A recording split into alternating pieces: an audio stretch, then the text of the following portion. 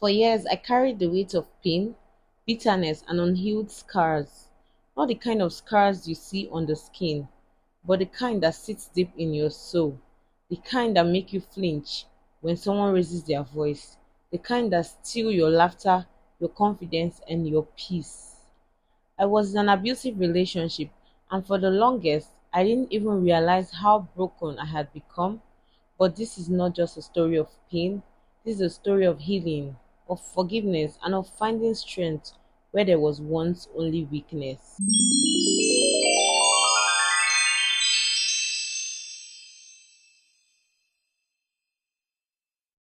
Hey fam, welcome back to my channel. If you're new here, this is a space where we read real life stories and give real life advice. And this story surrounds issues like relationship drama, marriage issues, friendship issues, betrayal, heartbreak, name it. You see this particular story I'm going to read today. It is deeply personal. It is raw. It is emotional, and this is a story that many people are afraid to share. But you will learn a lot from this story. I'm really grateful for this story. Let's get into what she said. She said, Debbie, it started off like every love story does, but slowly the cracks began to show. It was in the way he would belittle me in front of others and say it was a joke. The way he would control what I wore, who I talked to, even what I posted online. The first time he raised his voice, I thought he was stressed. The first time he grabbed my arm, I thought it was a mistake. The first time he hit me, I didn't even cry. I just sat there in shock, wondering what I did wrong. Because what did I do?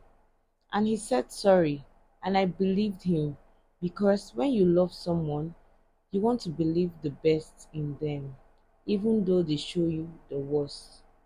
It didn't stop there, it only got worse. The verbal abuse, the emotional manipulation, the physical violence, it became a circle. I stopped seeing friends, I stopped laughing, I stopped being myself, and yet I stayed. We didn't even have kids, so, and I know nothing was wrong with me. But how can kids even come in that atmosphere? I still stayed despite all of this because I thought I was too broken to live, because I thought maybe I deserved it, because he convinced me that no one else would love me like he did. I believed those lies for so long that they became my truths. Until one day I woke up and felt empty. And that emptiness was louder than the pain, louder than the fear, even louder than his voice. But Debbie, that was the day I packed my bag, walked out of the door, and didn't look back. But leaving the house wasn't the hardest part. Instead, forgiving myself was. I blamed myself for staying so long, for tolerating so much, for ignoring the red flags. I carried so much pain, so much self hate. And when people asked me, why didn't you just leave? I smiled, but inside I was screaming. Healing wasn't a straight line. Some days I felt empowered, other days I cried till I couldn't breathe. But slowly, piece by piece, I found my voice again. I found joy in small things. I started therapy. You see, therapy is one thing people ignore, but it works. And when I watched the story you read about the girl that went for therapy, I just screamed yes because I know it also helped me. I prayed though, and sometimes I cried even some more. And then came the hardest part, forgiving him. Not because he deserved it, but because I deserved peace. I realized I was still letting him control me, just in a different way. He was no longer in my life, but he still lived rent free in my mind. I was angry all the time, suspicious of everyone, guarded, hardened. That's not the woman I wanted to be. So I decided to forgive, not to excuse what he did, but to set myself free. I wrote him a letter. I didn't send it. I just poured out everything. And when I finished, I burnt it. I watched the smoke rise and I whispered, "You don't own me anymore." Wow.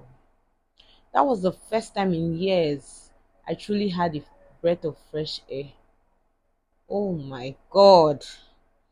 This was how I shouted when I read the story. Like I cried. I don't know, like I cried when I read the story. God. First up first off, you see the part where she wrote a letter to him and didn't send it and burnt it and told the flames, "You don't own me anymore." God, that's a big lesson right there. That's therapy. That's therapy. If you're in a similar situation, you can try that though, because I just have a strong feeling that it would work out, because obviously he liberated her. And anyone who has been in an abusive relationship or who is in, I want you to know this, it's not your fault. You're not weak. You're not broken. You deserve love that does not hurt. You deserve love that does not hurt. See, healing can be very messy. Forgiveness is hard, but it is possible.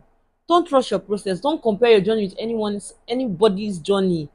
And most importantly, don't let anyone convince you that you're not worthy of love. Don't try it. See, you will laugh again. You will love again and you will trust again. And when you do, it won't be because you forgot what you went through. Never, you can't forget, but because you chose to rise above it. That's my honest opinion. Please, guys, share what you think. Share your opinions in the comments about the story. And if you have a similar story or you've been through something similar, please just share. Someone might be saved from what you share. I always tell you guys. So, more real stories and honest advice coming to your screen, guys. Just turn on the notification bell so you don't miss any stories at all. And if you have a story to share, anonymous or not, send it to the email in the description box and we'll read it here, guys. We'll read it here. This is Dear Debbie, guys, where every story has a voice. Thanks for watching. See you in the next episode. Bye, guys.